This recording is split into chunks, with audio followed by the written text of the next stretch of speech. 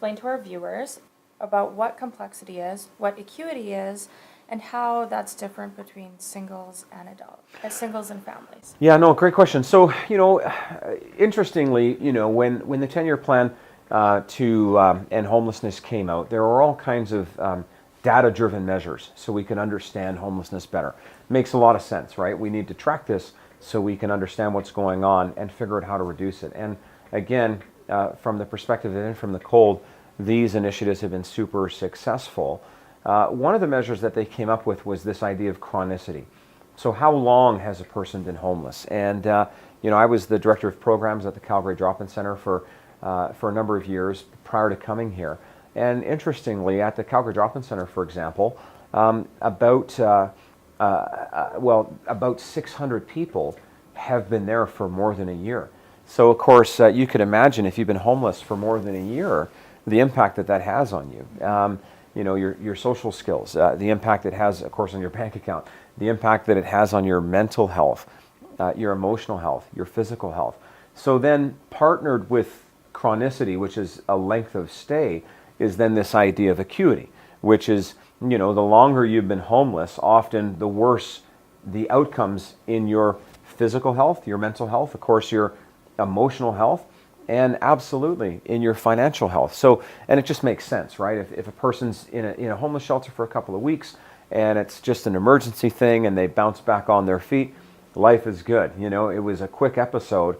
But when somebody's been homeless for more than a year, we're talking about essentially a person's entire life being impacted at every possible level. I think for families, often families aren't homeless for a huge length of time.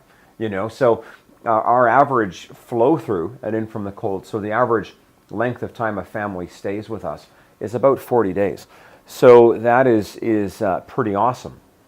So sometimes people hear that and they say, well, okay, it's great because, they're homeless for a short period of time and they don't really need a lot of supports and life is good. But what we talk about here at In From the Cold a lot is the complexity that comes into the picture. Complexity meaning things like the economic disadvantage that these families obviously have. The fact that to get into a right-sized unit is so much more difficult for a family than it would be for a single. There is a tremendous number of empty units available right now for singles, studio apartments, that kind of thing.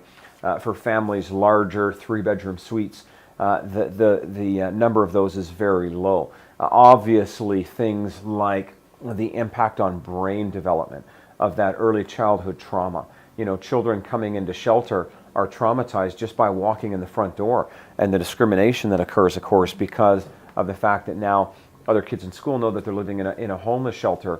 And so, this impact on their brain development has massive downstream implications within their lives, the development of their social skills, their own capacity to do well in school.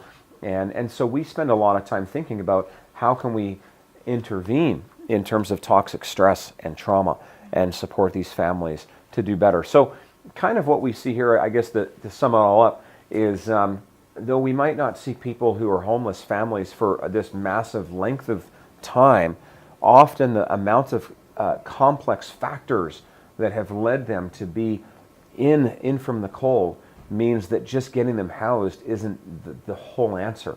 We need to do a lot more to support those families so that they can be stable. Okay. And be sure to visit our website, INNformtheCold.org, for access to different links and resources where you yourself can learn more about family homelessness. Please send us your thoughts and questions and share this video and any other things we share on our social media this week. And be sure to join the conversation. We want to hear your thoughts and your opinions. Please join us next week when we will be talking about the role of data and research in family homelessness. Thanks, everybody. Thanks. Thank Thanks, you. Abe.